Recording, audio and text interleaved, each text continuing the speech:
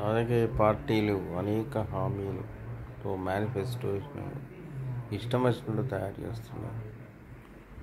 అసలు ప్రజలకు ఏం కావాలో తెలుసుకోకుండా మేము ఇవి చేస్తాం అవి చేస్తామని చెప్పడం, ప్రజల్ని మోసం చేయడం, ఇష్టం వచ్చిన హామీలు ఇవ్వడం, అవసరం లేని ఆశలు కల్పించడం అనేటువంటిది చాలా నేరపూరితమైనటువంటి.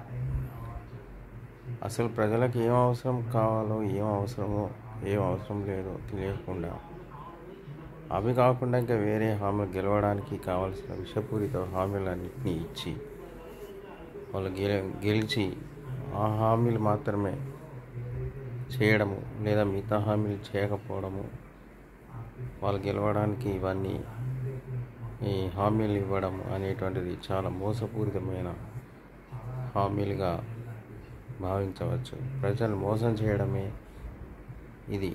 ప్రజల్ని ఇలా మోసం చేయడం అనేటువంటిది న్యాయబద్ధంగా కూడా అది సరి అయినది కాదు. ఇలాగా లేనిపోని ఆశలు కల్పించడం అనేటువంటిది నేరపూరితం కాబట్టి అలాంటి హామీలు ఇవ్వకూడదు. ప్రజలకు ఏం అవసరం అవి విశ్లేషించి తెలుసుకొని వాటిని అమలు చేయాల్సిన అవసరం ఎంతైనా ఉంది. మేనిఫెస్టోలో అలాంటి విశ్లేషపూరితమైనటువంటి మేనిఫెస్టోను తయారు చేయాల్సిన అవసరం ఎంతైనా ఉంది.